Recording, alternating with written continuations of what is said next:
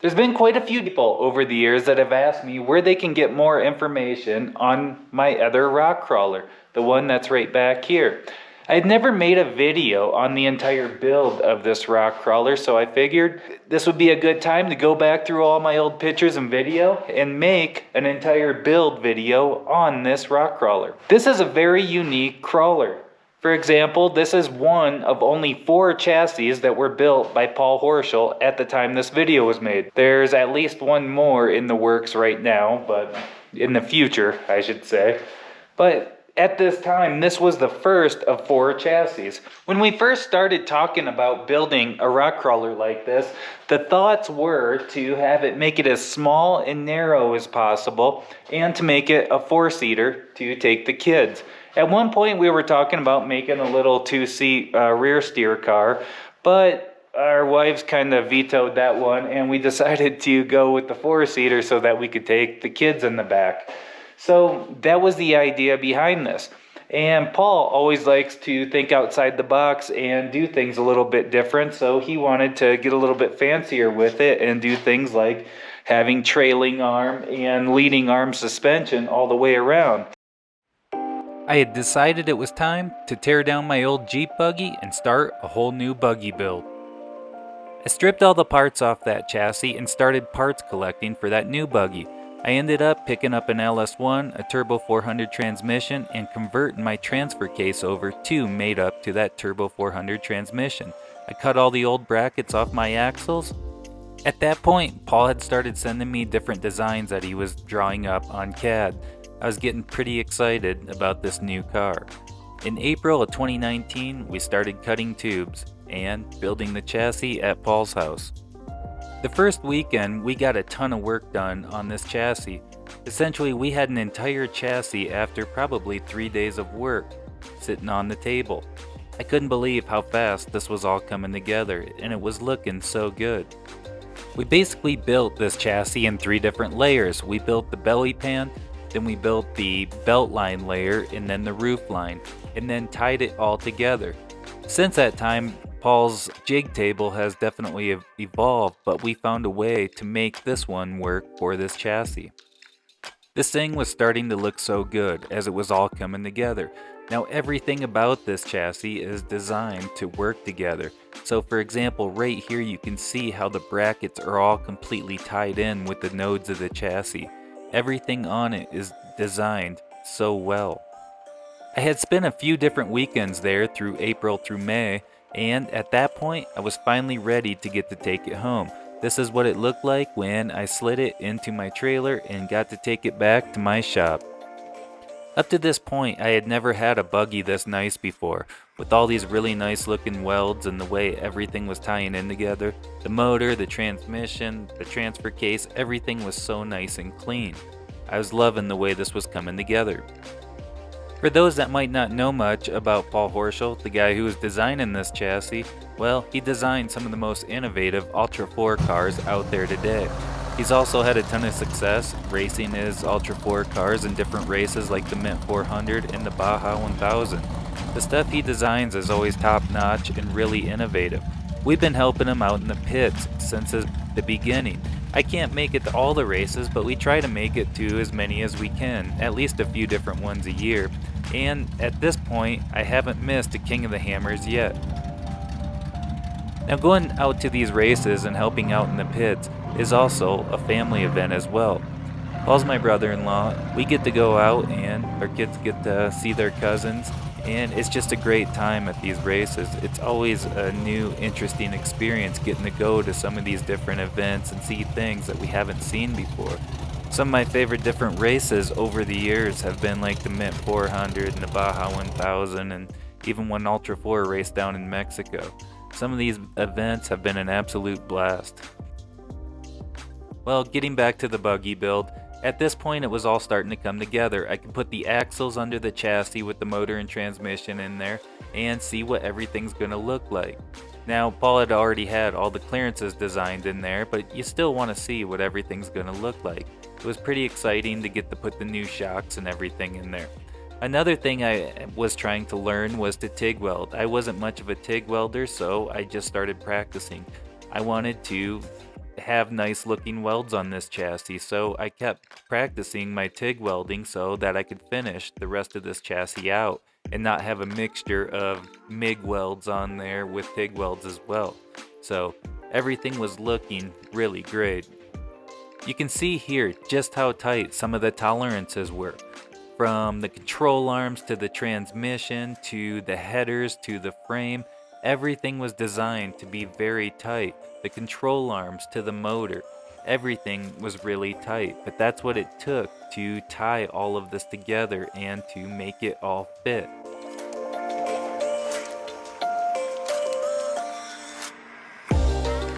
Right here you can see how high the front axle goes up underneath the radiator there, and the ram mount and everything had to be just right so that it wasn't going to hit anything. I spent a lot of time flexing things and making sure that everything was going to clear, because even though it was designed on CAD, there's still a lot of ways that things could bump into each other because CAD can't cover everything. Paul designed these to be just like his race cars, fully serviceable, so the motor can squeeze out of there, the transmission can drop out of the bottom, and everything's easy to get to. The skid plate also comes off the bottom. So it's all designed to be serviceable. Right here you can see the transmission, how it comes up through the skid plates.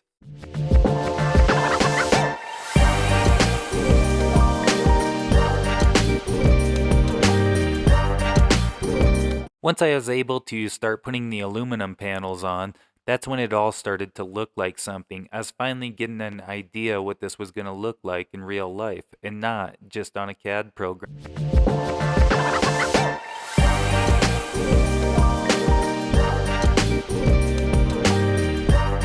The kids would come visit me out in the shop and ask lots of questions.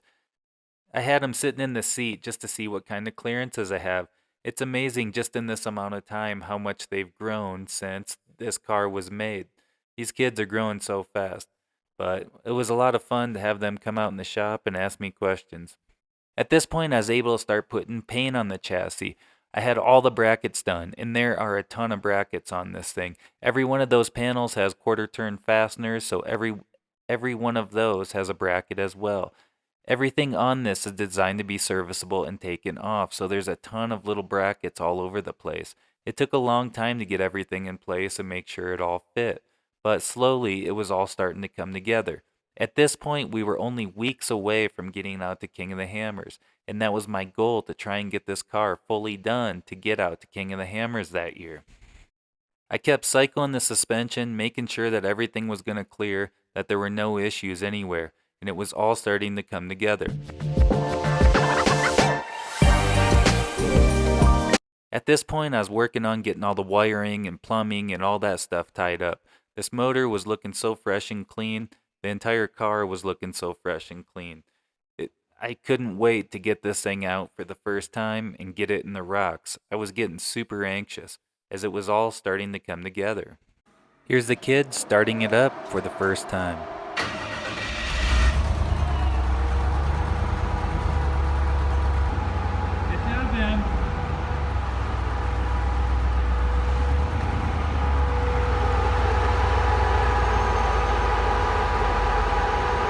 This was the first time that it had left my garage, and basically I was pulling it out of the garage and going straight into my trailer so that we could head out to King of the Hammers. This was going to be my first time. My shakedown run basically was taking it straight out to the lake bed at King of the Hammers. Once we got out there, I ended up having some new car blues. I had some different bolts I had to go through, tighten ups, a few different little wiring issues, and just some small stuff like that. But overall, I was able to take it out, drive it around, get it in the rocks for the first time, which was a blast. Even though I was fighting some new car blues that year at King of the Hammers, we were still able to get out and do a ton of wheeling. That year was a blast. It was like a huge relief to finally be done with this. I had worked on this for so long and collected parts, and it was just a relief to be back out on the trails with my friends. We had an absolute blast, and some of these guys that are in these pictures are building new buggies again right now, so I can't wait till those guys get their newest builds done so we can all get back out on the trails. After King of the Hammers, I was able to get the car back in the garage and go through it and just work out some of those little nagging issues that I had. Once I got those issues worked out, well, basically I spent the next few years just getting out and running this thing. It was great to get back out on our local trails and get to try it out there. And that's where I could really get used to how this thing handled and get out there with the kids. It was such a blast to finally have this thing done and be running around again. Once you go through a build like this, you cut so many things out of your life. You just get so into it that you really easily forget about everything else that's going on. So it was nice to just be able to go hit the trails on the weekends when you can, just doing your preventative maintenance and get out back on the trails with your friends. I've had a few different variations of wraps on this car over the years, so this is the latest wrap as it stands today. Now, while I was building my newest rear steer rock crawler, I was still running this car every weekend last summer, so this thing has still been putting in time. And I wanted to spend this winter cleaning this thing up and giving it some attention that it deserved. So I put a new rear axle housing on it because the old one was bent, and cleaned up, built some new panels for it, got a nice fresh wrap on it, and this thing's looking pretty sharp again. So I'm happy because this car should stay in nice shape. So what are the specs on this car? Well, it's got an LS1 motor to turbo 400 transmission to a 3.8 to 1 Atlas transfer case. The axles are a front Dana 60 and a rear 14-bolt axle with 538 gears. The steering system is all PSC steering with the PSC 2.5-inch front steering ram. The suspension is leading arm, trailing arm with Fox 2.5-inch shocks all the way around. The shocks have external reservoirs as well. This car also has a nice extra large 20-gallon fuel cell to feed that V8. Running out of fuel definitely isn't an issue with this car. The inside seats and harnesses are all PRP, so it all matches. So one of the most unique things that stands out on this rock crawler versus a more conventional rock crawler like this is the suspension.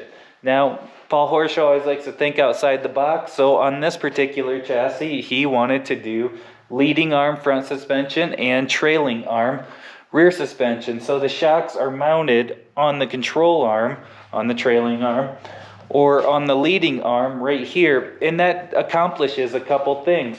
For one, you can get a lot more suspension travel out of a shorter shock. This is a 12-inch shock body, but the front, up where the axle's at, can get over 20 inches suspension travel. The other thing is packaging. Because it's a shorter shock, it's easier to package rather than having a big huge shock back over here. It's just one of those neat little nuances that he likes to do. About this car was designed to fit very tight clearances. From the skid plate to the drive lines to where the motor's at. Everything is in there very tight.